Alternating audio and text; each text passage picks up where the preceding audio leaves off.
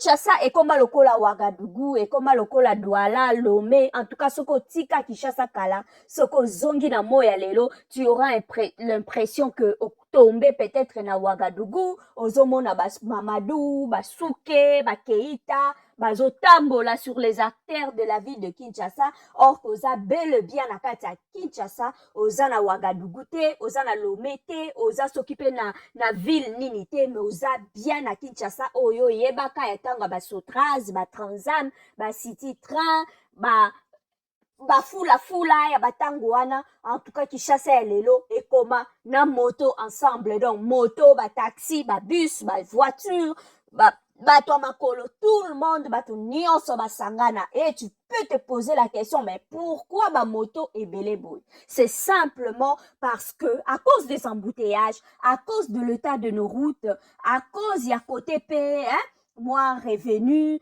à cause ya makambo ba facteur ebele zokota en compte concernant les kambo ba moto. Donc ça paye tellement mieux qu'un taxi pour la propriétaire na yango, autant mieux asomba kutu moto na e asala ka transport kako tambongo ebele na taxi au revenu peut-être ekozala moins na moto asombi yango moins cher mais azoko tambongo ebele. Donc c'est un peu ça aussi l'état de nos routes sont tellement impraticables dans certains coins, nos routes, certains quartiers sont même inaccessible, moyen te ya kokende yango na voiture to pe na bus, donc seul ba moto nde ekomaka na certaines zones. Donc pour dire que ete ba route na biso ba mabulu to lobela kutu te, ba route nyonso te na Kinshasa eza malamu na ba certains commune ou quartier, en tout cas c'est tellement ya ko beba que moto kaka nde ekoki ko rendre au service yango ba moto ekoma partout, ba situation pe ya ko déplorer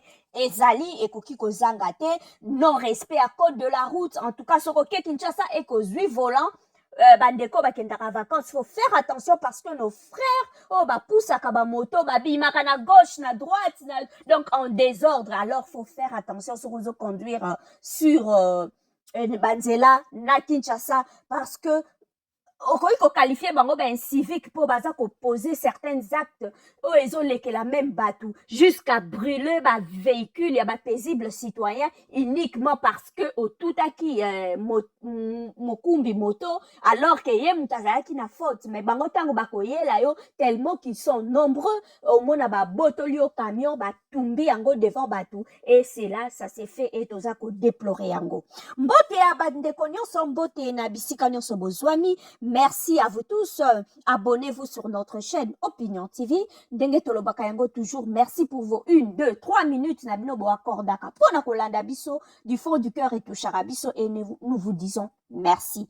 Merci parce que vous êtes là. Merci parce que vous nous suivez. Ndenge tomoni na ba image na biso banaye ko circuler depuis hier. Tomoni ba image ya mwana mwasi moko ayebi na ko tika moto po ayeba na kokota na jeep.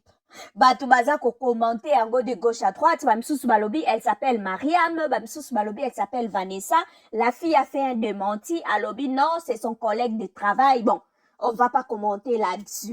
Et la fille a une belle quinoise, comme toujours, ndenge boyebi, ba quinoise, bazara toujours, basi kitoko, ba congolaise en général, hein, c'est de belles femmes. Une quinoise en particulier, en tout cas, ba quinoise, ba barako, ko se soigner, quoi.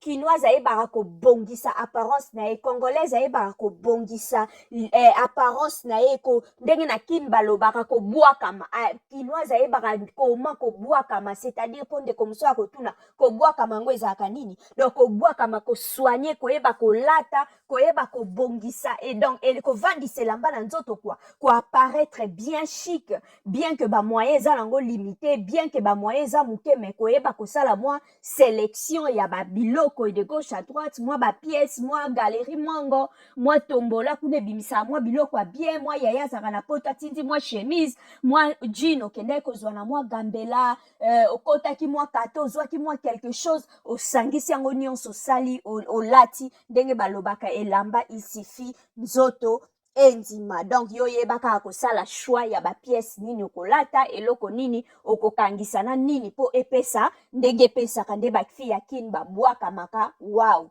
donc c'est un peu ça. Et source ya bilamba ndeka tolobi eutaka bapoto Asie GC fongwama nango Chine Turquie Dubaï ezali tombola nzela mukuse pièce ya kitoko ebimaka kuna connaisseur bayebi akonde balobaka kone pa ademande quoi donc oyo bayebi tombola ebimisaka biloko ya kano bagambela bawenza matete wana en tout cas longoni ya na bamama wana nyonso batekaka tombola kote kuna endeko na biso ya mwasi tomoni ye avandaki na moto une jeep ezalaki à côté sûrement ezalaki embouteillage parce que la personne oyo azofilme aza na voiture mosusu eza na nsima conversation sûrement ebandaki banda kala mwa négociation wana nde bakino babengi mercato ebanda kala donc basololi e chauffeur à moto azwi mbongo na ye pour course na ye apparemment esili match déjà masolo esili et la fille accepte ya kokota na jeep pour a continuer course. Cette proposition ekoki cacher deux réalités.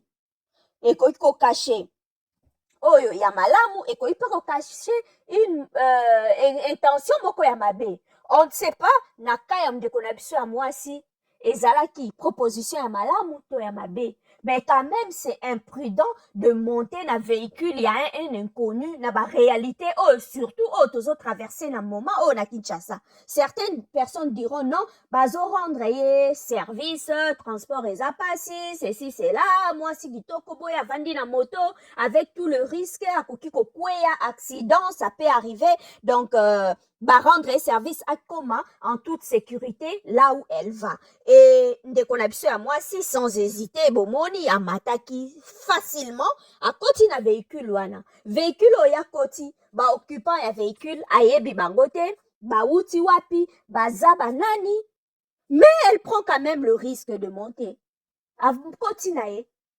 Bandeko na biso oyo basalaka misala ya butu pour ne pas kotanga bakombo na bango oyo batelema na boulevard na butu batekaka nzoto bapesaka batémoignage ebele ya baréalité oyo bakutanaka na yango na bavéhicule mosusu bakotaka entre autres maman Esther Ngalasi aza moko ya baactrice comédienne ye pa leka na vie wana apesa pe exemple moko ya ndenge wana na butu moko bakutana pe na réalité ya une personne bakota na kati ya voiture azalaka moto ya malamu te donc eza bato mosusu bakota na bajeep boye bakutani na moto akatana makota se eloko eza te aza kaka kota likolo ou bien mutu moko boye alati ba lunette tanga kolongola misu na ye lokola lion donc ba réalité ezalaka ebele na Kinshasa nga pe na yebi na Kinshasa bato mingi ba conducteur mingi ya ba véhicule balingaka susu komema ba inconnu na ba véhicule na bango te pour éviter système oyo ekoma na Kinshasa yo pe ndeko soko okende kin sala attention surtout soko oza na véhicule na yo keba na komemaka bato na banzela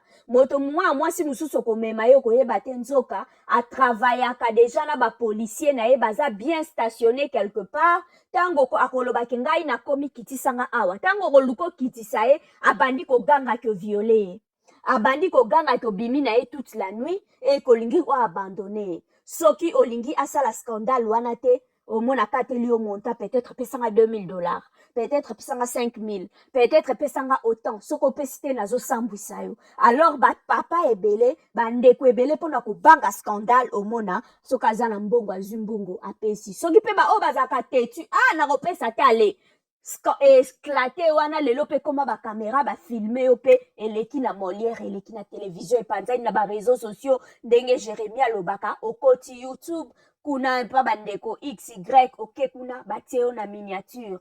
Donc c'est un peu ça ma réalité à Kinshasa. Bien que likambo a trafic aba organe ezoleka mikolo yo bazolongola batu biloko mabumu mais ndeko na biso ya mwasi abangi na eta koti na ya l'aise akei.